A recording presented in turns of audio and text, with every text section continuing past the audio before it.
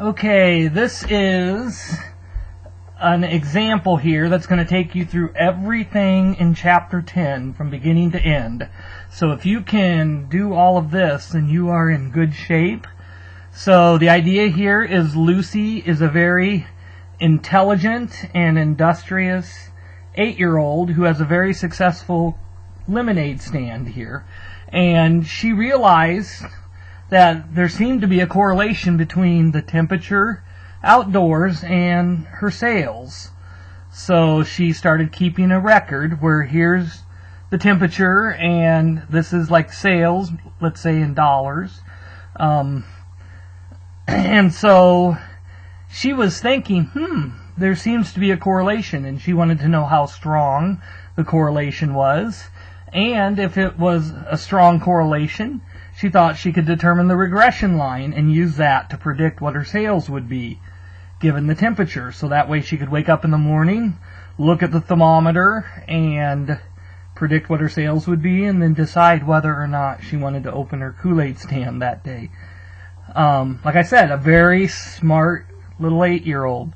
So what I want you to do is I want you to go through these steps here. I want you to construct a scatter plot.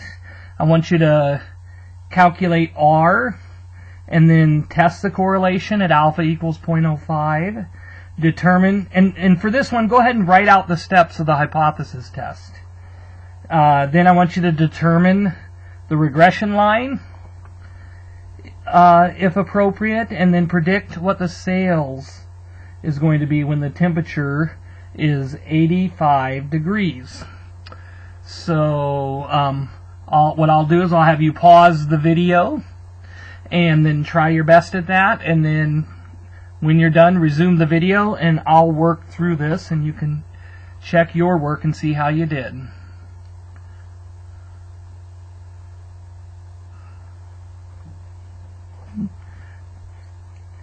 Okay, so let's see how we did here. I'm going to set this over here, and I'm going to start by making my scatter plot here.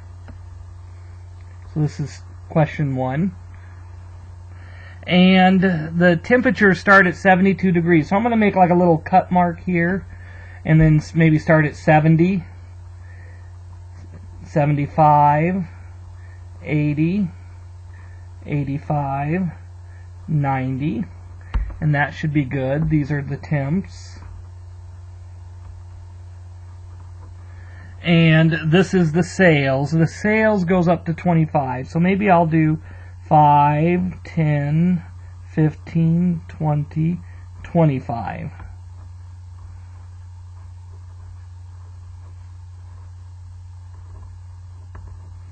And then this is the sales. And so now, and this doesn't have to be perfect, but 72 is up at 11, so maybe something like that, an ordered pair there. And then 76 went down a little bit to 7. And then 78 is up at 15. 81 is up at 18. And then 88 is up to 25. And indeed, that does seem like a fairly strong positive correlation. And so what we want to do is we want to calculate R. And so what I'm going to do here is I'm going to get the sums using my calculator.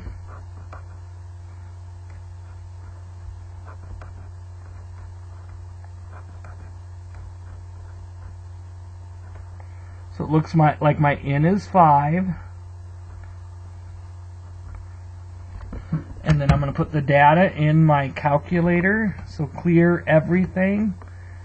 Hit regression, linear, and then type in the data. 7211, M plus, 76, 7, M plus, 78, 15, M plus, 81, 18, and then 88, 25. So there's the data, and then I'm going to do the sum of x, and I get 395. And then my sum of y is 76. Sum of x squared, 31,349. My sum of y squared, 1,344. My sum of x times y, 6,152.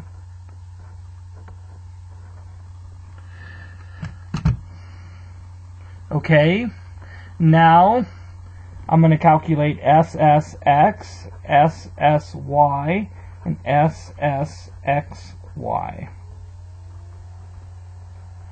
So I'm going to calculate my three SS's. SSX will be the sum of x squared minus the sum of x, that quantity squared, over 5. SSY will be the sum of y squared minus the sum of y, quantity squared, over 5. And SSXY will be the sum of x times y minus the sum of x times the sum of y divided by 5.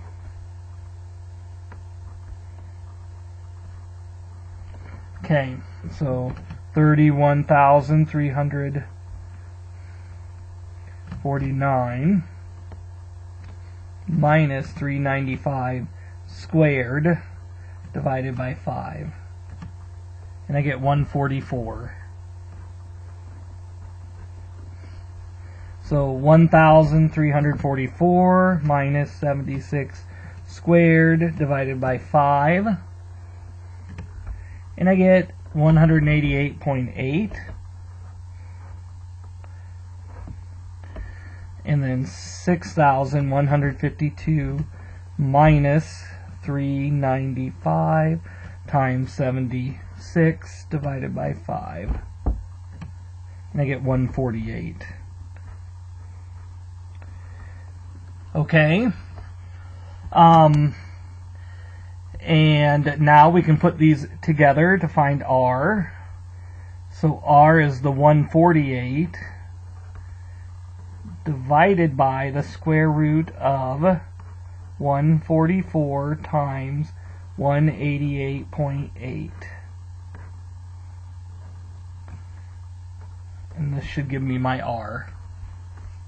So I'm going to do the 148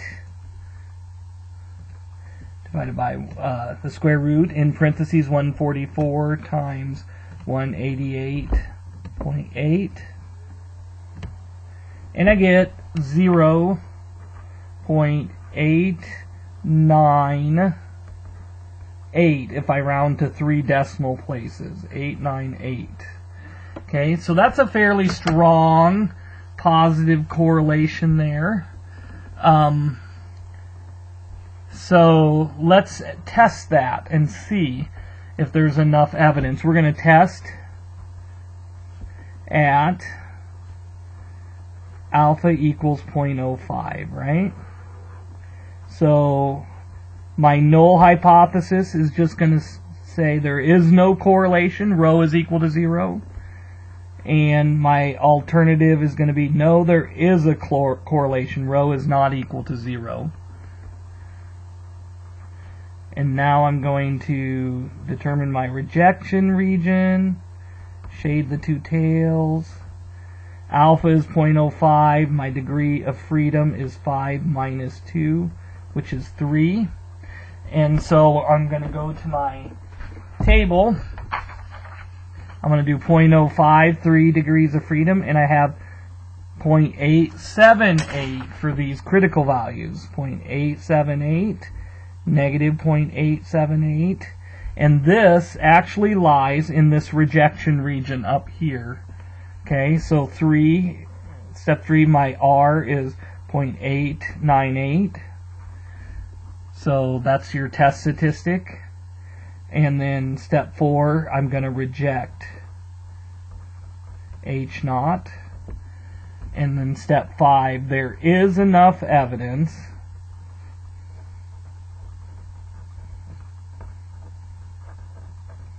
to conclude a correlation. So that means it makes sense then for us to determine the regression line. Okay, so now we're going to do the 5 steps of determining the regression line. I'm going to calculate B. So for B, I'm going to use this SSXY over the SSX, which is 144. I'm going to go ahead and round this to 3 decimal places. And that's approximately 1.028 if I round to 3 decimal places. Okay, step 2 is I'm going to calculate X bar and Y bar. So X bar would be 395 divided by 5.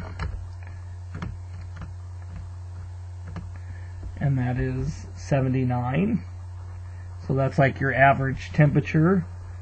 And then Y bar is going to be 76 divided by 5. And that's your average sales. Okay, so that's my X bar and Y bar. So step 3 is I'm going to calculate A. So A is the Y bar, so 15.2, minus the B, 1.028, times X bar is 79. So there's the 15.2 minus 1.028 times 79, and I get negative 66.012. And that seems kind of weird, a big negative number like that, but we are going to see that that is correct here in a second. So now I can put these two together to form my regression line. It'll be negative 66.012 plus my B, which is positive, times X. And that is the regression line. So now, let's see here. This was step 2, right? All of this was step 2. This was step 3. This is 4. And then 5 is predict Y when X is 85 degrees. So what is the sales when it's 85 degrees? So I just plug in 85 degrees into my regression line, and I'm going to get the sales. So I have that, and then I'm going to add 1.028 times 85. And what I get, I'm going to round to the nearest cent here, $21.37. Now these might be a little slightly off due to rounding. But otherwise, I think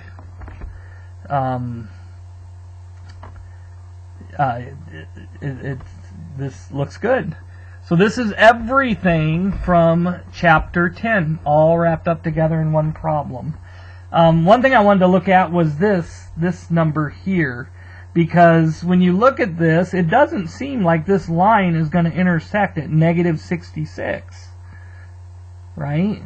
It doesn't seem like that.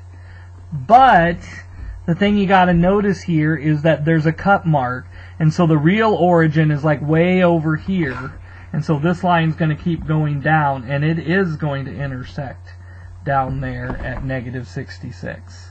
Does that make sense? So you're not starting here at 0. Okay, and so that actually is the right y-intercept. Okay, so I'm going to have one more example up on canvas that you can try yourself, and it'll be kind of like this. It'll take you from beginning to end, and you do all the steps, and then I'll have the solution up there too. This is not something you have to turn in. It's just to practice everything in chapter 10. So, okay, well, I hope this all makes sense, and this is actually the last section that we're going to cover. So if you made it this far, you made it to the end. So just keep on working, do those homeworks, and be ready for the last test here coming up next week. So thank you. It's been a good semester, kind of a crazy semester, but I'm glad you guys stuck it out with me. So hope you enjoyed doing class this way and having the videos. So, and hopefully I'll see you again. Maybe you stop by my office in the fall if you're at Hawkeye in the fall. Well, if any of us are at Hawkeye in the fall. So, okay. So, thank you very much.